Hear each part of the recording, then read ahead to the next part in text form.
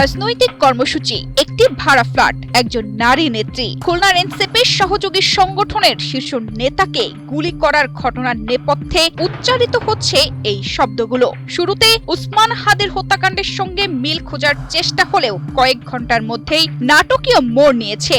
রাতে অভিযান চালিয়ে নগরী টুট পাড়ার ফুফুর বাসা থেকে এক নারীকে আটক করেছে পুলিশ। পুলিশ বলছে তনিমা তন্নি নামের এই তরুণী ফ্ল্যাটটি ভাড়া নিয়েছিলেন। সেখানেই গুলিবিদ্ধ হন মোতালেব শিকদার, আর তারপরেই তনিমা সেখান থেকে বের হয়ে যান। তাকে আমরা তথ্যপ্রযুক্তির মাধ্যমে শনাক্ত করে খুলনাতে তার একটা ফুফুর বাসা থেকে আটক করেছি। ওই বাড়ির মালিক ওই ভাড়া নিয়েছিল, সে আর কি সকালে যে বের হয়ে গেছে ওই গুলি বর্ষণের ঘটনা পরপরই বের হয়ে গেছে।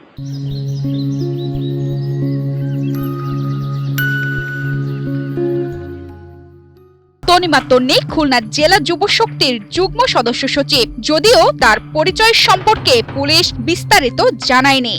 আমরা রাতভর তাকে জিজ্ঞাসাবাদ করে তাকে অন্যদের মুখোমুখি করে পরে একটা হওয়ার পরে তখন আমরা প্রেস কনফারেন্স করব।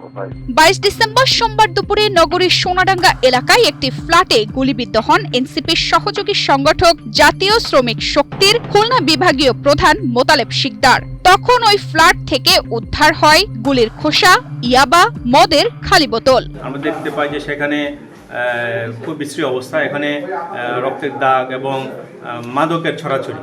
এখানে আপনার বিদেশি মদের বোতল, ইয়াবা, খাওয়া সরঞ্জাম এবং সেখানে আমরা একটি গুলির খোসাও পেয়েছি। এবং আমরা একটা জিনিস কনফার্ম হয়েছি যে এখানে যারা ছিল ওদের অন্তঃকন্দলের কারণে আপনার এই গুলি ঘটনাটি ঘটেছে। যে ফ্ল্যাটে মোতালেব শিকদারকে গুলি করা হয় ওই ফ্ল্যাটের মালিকের স্ত্রী আশরাফুন নাহার জানিয়েছেন তনিমা নামের ওই তরুণী 1 মাস আগে নিজ তলার ফ্ল্যাটটি ভাড়া নেন। তিনি নিজেকে এনজিও কর্মী হিসেবে পরিচয় দিতেন এবং প্রায় বাড়ির বাইরে থাকতেন। বলছে যে আমি এনজিওতে চাকরি করি, সাথে ওনার হাজবেন্ড নামে একটা ছেলেও থাকে। আমরা তো মনে করেছি ওনার হাজবেন্ড ওয়াইফ ভাড়া নিছে। ঘরটায় না বিভিন্ন রকম পুরুষ লোকরা আসা যাওয়া করে। ওনাকে বাসা ছাড়ার আমরা নোটিশ করে দিয়েছি, উনি 30 তারিখে বাসা ছেড়ে দেবেন। এই নোটিশে উনি বলছে আমি চলে যাব।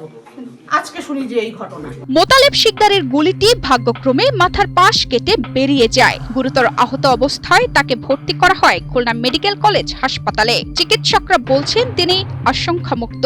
রাজনীতি, অপরাধ আর অসামাজিক কর্মকাণ্ড, এই তিনের সংযোগেই কি খুলনায় গুলির ঘটনা, নাকি এর পেছনে আছে আরো গভীর রহস্য?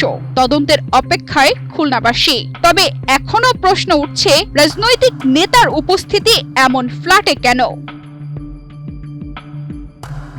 তানজিদা রহমান, ইনায়া, বাংলাদেশ প্রতিদিন।